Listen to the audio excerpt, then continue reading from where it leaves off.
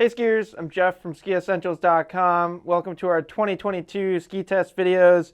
Right here we've got the Volkl Deacon 84. The ski's back for another season with no changes. Great all-mountain ski, kind of is blurring the lines or blending two different categories of skiing, that being all-mountain. It's certainly in the all-mountain category, but we also get a lot of front-side influence in this ski.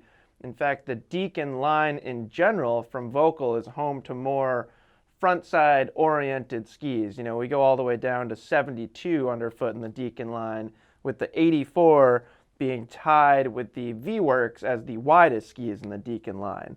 So pretty interesting. I think the whole collection in general is really interesting because the Deacon series uses a variety of different constructions and shapes and stuff like that. It's not just like one consistent construction through a whole bunch of different widths. They actually, on the other hand, have some fundamental differences among their skis, which I think is really cool.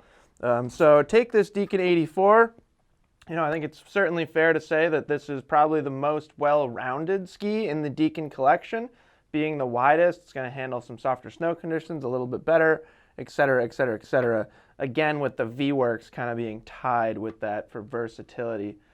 So 84 underfoot, there's a lot of really cool stuff that goes into this ski. It uses a blend of just a bunch of different construction techniques from Volkl, and it just feels like it's like packed full of technology. So we get a wood core in here, fairly straightforward there, wood core. But then we get 3D ridge, we get 3D glass, and we get Titanal frame, just to start. So 3D ridge refers to this center raised portion kind of in the middle of the ski that really feels like it kind of ends in the mid or forebody and aft section of the ski, kind of right in the middle of those sections. That's where you can kind of see it changing into Titanal frame. The frame does extend all the way back here, but it's easier to see up here in this portion of the ski because the ridge kind of goes below where the frame sticks out. So pretty cool. You know, 3D ridge was designed as a way to kind of shed some weight while giving the ski a lot of power. Titanal frame, similar kind of stuff, just different applications. So Titanal frame, we get it along the edges. And then 3D glass just refers to the fiberglass is used in a number of different directions within the ski itself. Comes closer to the edge than most applications of fiberglass, which I think is really cool. Another kind of important element to this ski is we get 3D radius.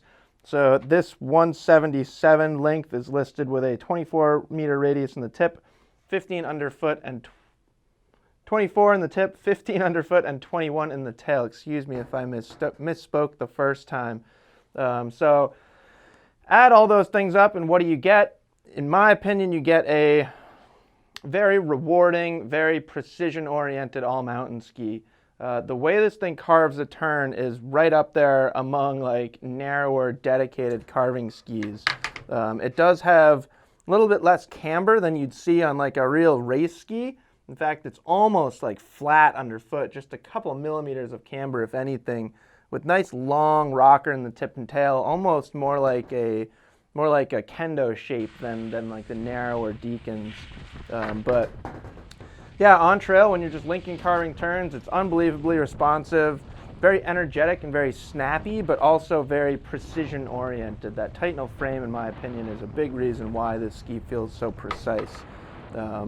On a groomer, you know, you can really play around with different turn shapes thanks to that 3D radius.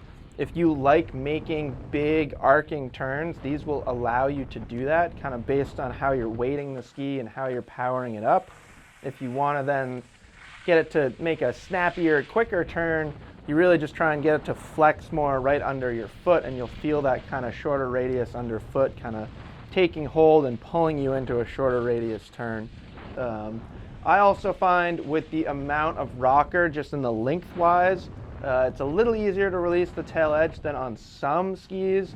You know, there are other skis kind of that lean towards carving performance in this category. I do think the Deacon is a little easier, a little more forgiving than some, but I also think you should take that with a grain of salt because it's not tremendously easy to release the tail edge, which means it requires a little bit of skier input. Really fun skis. You can take them off-piste too. Again, that kind of falls into the same conversation. If you're taking them off-piste, it's the type of ski that requires a pretty strong skier, somebody that can unweight the tail, kind of tell the ski what to do and actively maneuver it instead of just kind of swishing and smearing the tail around. Probably the last thing I'll leave you with on the Deacon 84 is Volkl has a handful of skis right around the mid 80. Say if we go 84 to 86, take out twin tips, they still have 3 skis in that width range. That being the Deacon 84, the Canjo 84, and the Blaze 86. To me, the Deacon 84 is the most precise, the strongest out of those skis, leans more towards carving, while the Blaze is more towards off-piste, off-trail. Canjo is kind of right in between.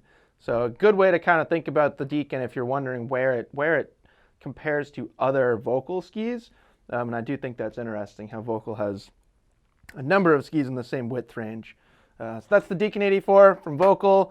Really good ski. Glad to have it back for another season. Let us know if you have any questions, as always, and we will see you guys out there on the slopes.